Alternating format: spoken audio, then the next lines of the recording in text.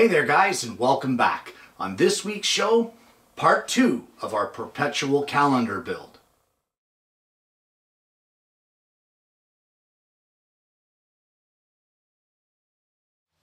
Well, on last week's show we made some great progress on the calendar, and this particular project requires a cap that goes on the top of our wall calendar. And if you remember, that's the laminated pieces that were roughly 5 inches wide that we did on last week's show. So the first thing we need to do though, before we can start working on that cap, is we need to cut a tenon into the top of our backboard. And for that, we're going to head over to the router table. Well, what I have here is a rabbet cutting bit into the router table, and on our backboard, on our arch, I want to cut a 3/8 wide tenon along the top edge here at the front of our board. So all I'm going to do is I have our bit set up to cut a 3/8 rabbet, and I'm going to route, just creeping up on it, several passes in order to get our tenon cut.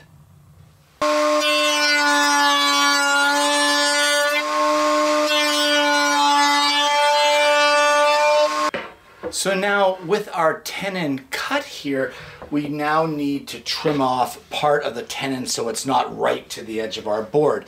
So for that, I'm just going to mark a line here at 3/4 of an inch, just like that. And another one here.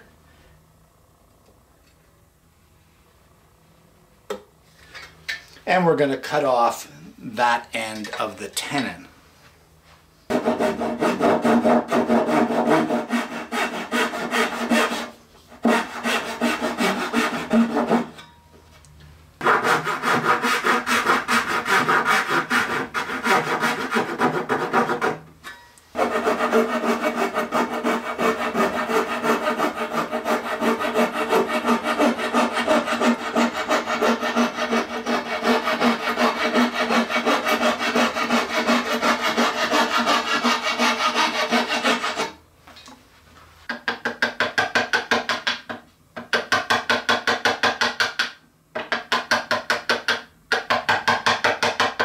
Well, it's now time to make our cap, and I have our laminated piece here. I've marked a center line, and I have some scrap 3/4 stock that I've clamped into place with a matching center line because I need to use my beam compass again, and the axis, or the pivot point, is going to be back here.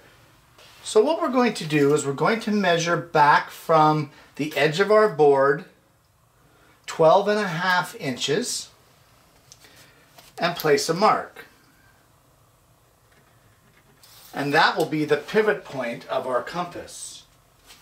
I've now set my beam compass for a 16-inch radius, and we will just place that mark here on our laminated board. I've now set my beam compass to a 17.25 inch radius, and we will draw the top line of our cap. Measuring out from the center line at 9 7/16, we're going to place a square line on each side. This will end up being the final dimension of our cap. And just to get it the right shape, what I'm going to do is I'm going to remove my pencil here from my beam compass. I'm going to remove one of my scrap 3/4 boards and line our center line up again. And placing our pivot point in the mark or the divot here at 12.5 inches, we're going to bring our beam compass board over so that it lines up with our 17.25 diameter radius, and we're going to draw an angled line in towards our pivot point, just like that. And we'll do the same thing on the other side.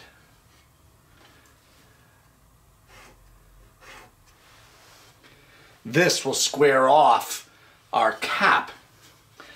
At this point now, we want to take it over to the bandsaw, and I'm going to cut the interior 16-inch diameter radius here.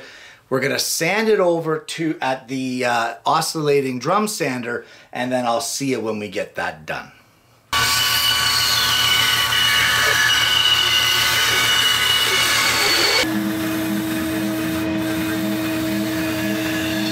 Well, it's now time to cut our mortise into our cap. I'm going to make a test cut first. I've set the bit height to coincide with our tenon that's on our backboard. I've drawn some stop lines here on the inside of our piece to show me where to stop routing, and I got those from the tenon that we cut. And I'm just going to use the starter pin and slowly work my way in, and I'll just nibble away at it until we get the tenon cut.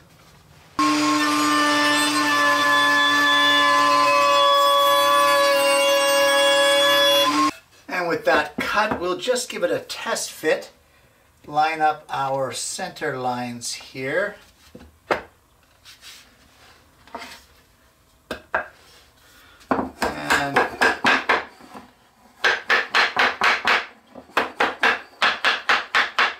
Tap it into place.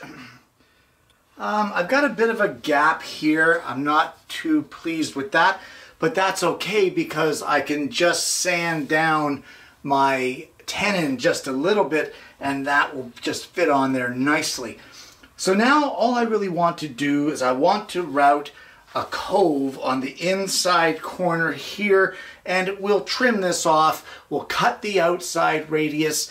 I don't think we need a video of it. It's pretty standard and you've already seen me do it. And then when I get all that done, I'm going to come back and see you. And once you're all said and done, you should just be able to tap. It's a little crooked. There you go. Should just be able to tap your cap right in place. And that is about all she wrote for that. So now we need to give everything a really good sanding because we need to give this a coat of primer. This entire project, with the exception of the maple pieces, will be painted. So let's get this sanded up and get some primer on this. Well, to start the finishing process, we want to use some latex primer, and we're going to coat all of our pieces first. I'm going to give it 2 coats of primer, and then we can move on to the color. While we're at it, we can start applying spray varnish to our maple pieces, both our month banners and our day tiles. I'm going to give it several coats on both sides. So now that our 2 coats of primer are dry, it's time to add the color. I'm going to use 2 different colors here for our backboard. I have a lighter blue and then a much darker, kind of a teal blue for our brackets.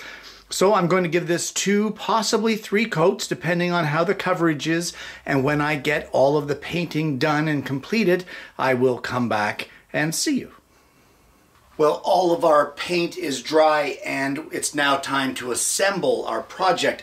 So the first thing that we're going to do is drill holes into the 1/2-inch sides of our month tile tray, and we're going to screw this in place, making sure that it's square to our bottom edge. With our bin mounted and squared up, we will now mount our lower bracket, and the lower bracket will be one of the ones that only has 1 rabbet in it.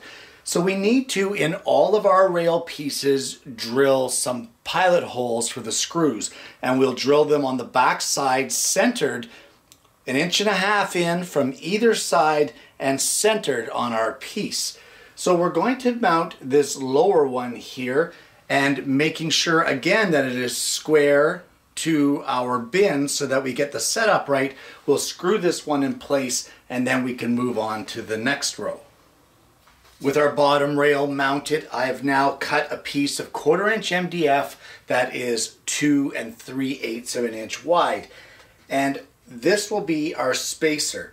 And what I'm going to do now is mount all my rows of rail here from the bottom all the way to the top using this 2 3/8 inch spacer to set them up and make sure that they're parallel with each consecutive row, screw them in place, and then when I get them all screwed in, I'm going to come back and see you. And there we have all our rails mounted, and as you can see, our tiles for our days slide in rather nicely in each of these tracks. So just test each one to make sure that you can easily slide your tiles end to end. And then we can move on to the next step. And for that, we're going to need a couple of 1-inch L hooks. Now what we're going to do is from each of our edges here at 3.5 inches in, we're going to place a little mark, just lightly because we don't want to mar our paint here. So 3.5 inches in from either side. And then from the top of our top rail, we're going to measure up 3 7/8. See, I'm a little off there, so it's a good thing I went lightly. And at that mark, 3.5 in, 3 7/8 of an inch up, we are going to drill a little 1/16 inch pilot hole, and I'm going to install a couple of 1-inch L hooks. And what that will be for is to hang our month tiles from. And with those L hooks mounted, your month tiles will just hang like this. Well, this is really coming together, and the last step here in the assembly of the actual calendar will be to place our cap on. So all I'm going to do is run a bead of glue across the top, and we'll very gently center and tap our cap into place. And that, my friends, is the backboard of our Perpetual calendar completed. So where do we go from here? Well, we need to get our months and our days onto our little tiles. Now there's a couple ways that you can go about it. The easiest way here with the least amount of expense is stenciling. You can stencil those letters on with some paint, or you can draw them on and paint them yourself. But for me, to get that little edge and that little extra bit of professionalism and clean lines, if you remember there not too long ago, I introduced you guys to the Cricut Explore Air 2. And that is a machine that through computer work, you can cut the letters in adhesive vinyl. And that's the way I'm going to do it. So let's head into the house, into my office, and I'll get these letters and the months cut. Well, the first thing we'll do is click New Project, and that will bring up our grid. And from there, we'll just click on a text box, and we can start entering the numbers for our day tiles. Now, I want these to be 1 inch tall, and because of that, we can just adjust that up at the little box right up here at the top. So we can just click here and then add our 1 inch, and that will automatically adjust. Now you want to remember when you're setting this up that the vinyl that you're cutting on the Cricut is only 12 inches wide. So you don't want to go beyond that scale, and you can see I've just reached it here. So we'll just hit enter, go to the next line, and carry on with all of our numbers. Now this isn't going to be a full tutorial of how to do all of this on the Cricut. If you want that, I did that on the introduction to the Cricut Air 2, and I can post the link to that below. So once you're happy that you have all of your numbers there and you've double checked it, just click Make It. And once you get that clicked, of course, you just follow the prompts on the screen and you can go from there. And we'll just load our vinyl and we just let the machine do all the work at that point in time. And once it's done, of course, then you can move on to applying your vinyl. Well, with all of the numbers and the months cut out, I'm just peeling away the background vinyl. I started to use some of the letters to apply them to my tiles, but it's a little awkward. So I'm just going to remove all of this backward vinyl so I can see the letters better, and then we're going to attach them to our individual day tiles.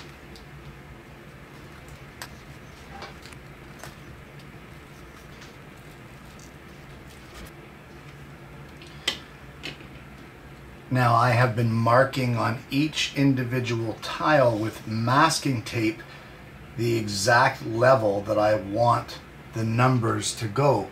And then I'm just eyeballing it on center. And once I get it lined up the way I want,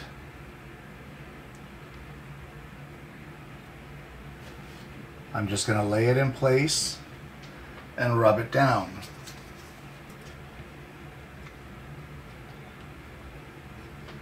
And there we go, there's the number 6. Now, it's fine and dandy for these single-digit numbers, and they're fairly easy to get them all lined up the way that you want them.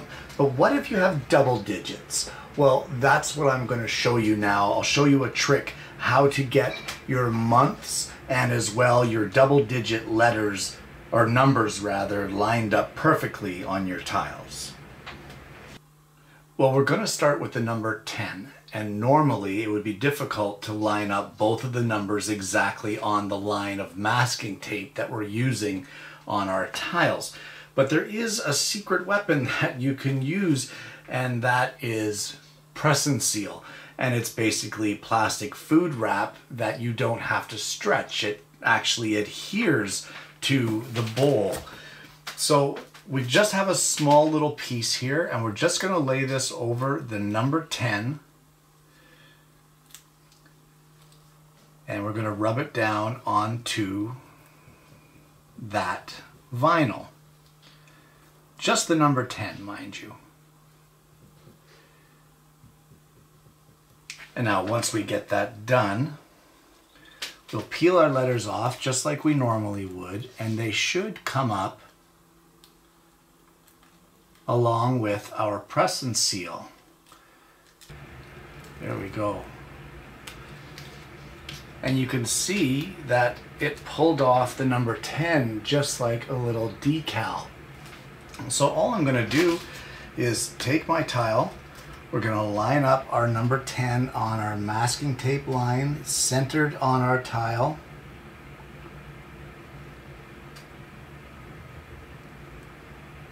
And once we're happy with its alignment, we can rub it down just gently, and then you could peel off the press and seal.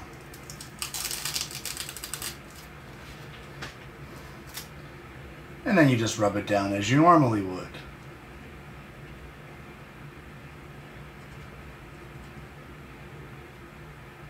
And you can use this exact same method for all of the other double-digit letters, or numbers rather, and as well we will use it for all of the months of the year to make sure that they all get aligned on our tiles exactly where we want them to.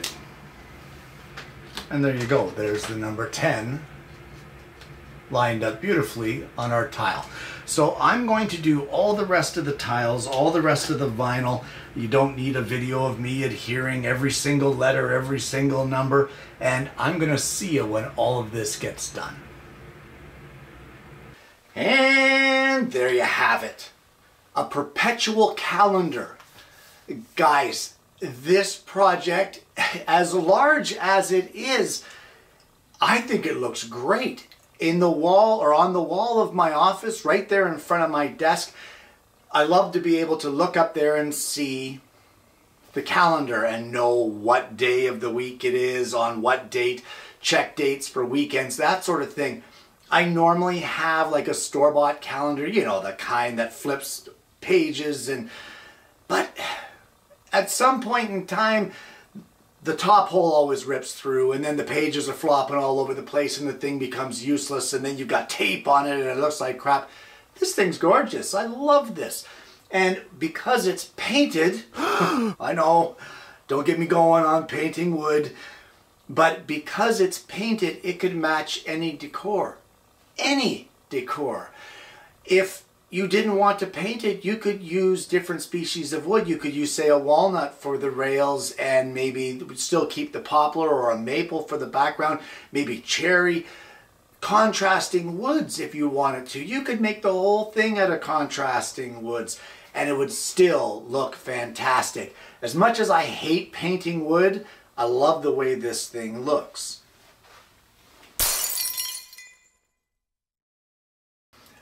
Guys, this project has been a lot of fun.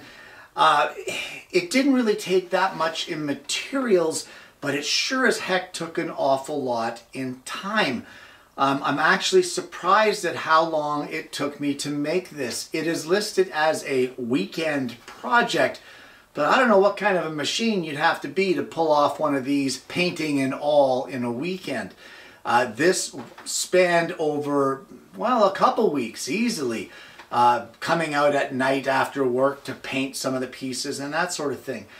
Now, I'm no genius here. This isn't my idea, and as you guys know, I am not one to steal someone else's thunder. This actually came from a Woodsmith magazine, an older one I had, volume 38, number 227. I am most certain that you can get this in a back issue if you wanted to get a hold of that magazine and have the actual plans in front of you for it. However, by following the tutorial here on the show, I'm pretty sure you guys can figure it out. You're a pretty smart bunch of cookies. After all, you're watching my show. Guys, I want to thank you for tuning in this week. If you haven't already, please don't forget to like and subscribe. Click the bell so that you don't miss the notifications of future episodes of the show. This has been a strange one where it started off on a Friday with the woodworking episode, and then it turned into a Tuesday to finish it off, and that was mostly because of the Cricut machine.